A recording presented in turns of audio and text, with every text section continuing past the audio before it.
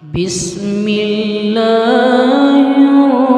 الرحمن الرحيم. يا أيها المدثر قم فأنذر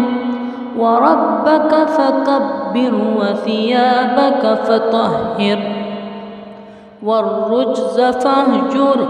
ولا تمنن تستكثر ولربك فاصبر فإذا نكر في الناقور فذلك يومئذ يوم عسير على الكافرين غير يسير. ذرني ومن خلقت وحيدا وجعلت له مالا ممدودا وبنينا شهودا ومهدت له تمهيدا ثم يطمع أن أزيد كلا إنه كان لآياتنا عنيدا سأرهقه صعودا إنه فكر وقدر فقتل كيف قدر ثم قتل كيف قدر ثم نظر ثم عبس وبسر ثم أدبر واستكبر فقال إن هذا إلا سحر يؤثر إن هذا إلا قول البشر سأصليه سقر وما أدراك ما سقر لا تبكي ولا تذر لواحة للبشر عليها 19 وما جعلنا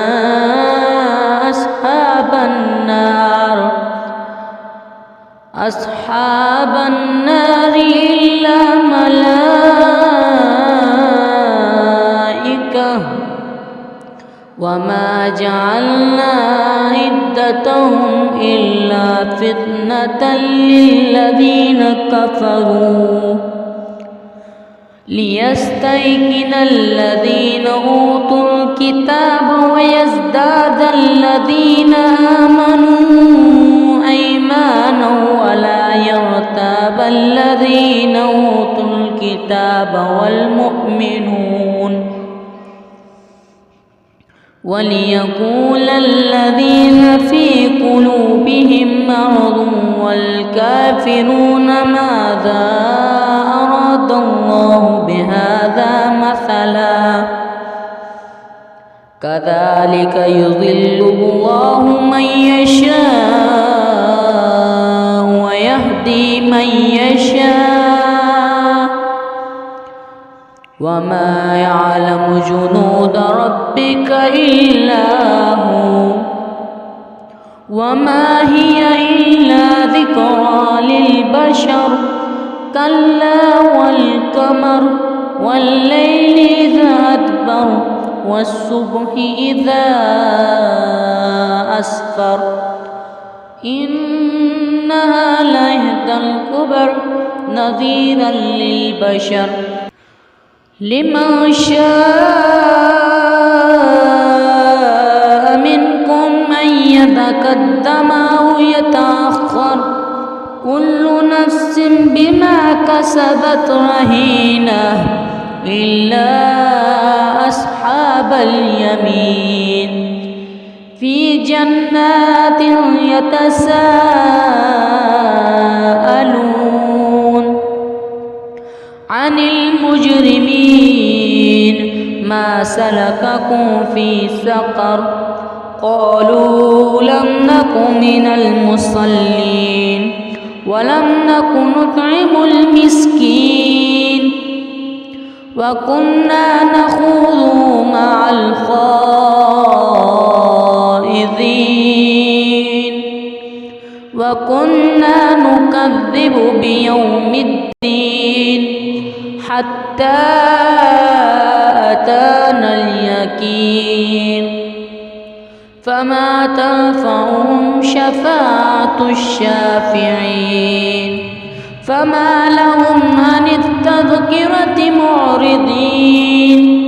كأنهم حمر مستنفرة فرت من كسورة بل يريد كل امرئ منهم أن يؤتى صحفا منشرة كلا بل لا يخافون الآخرة كلا إنه تذكرة فمن شاء ذكره وما يذكرون إلا أن يشاء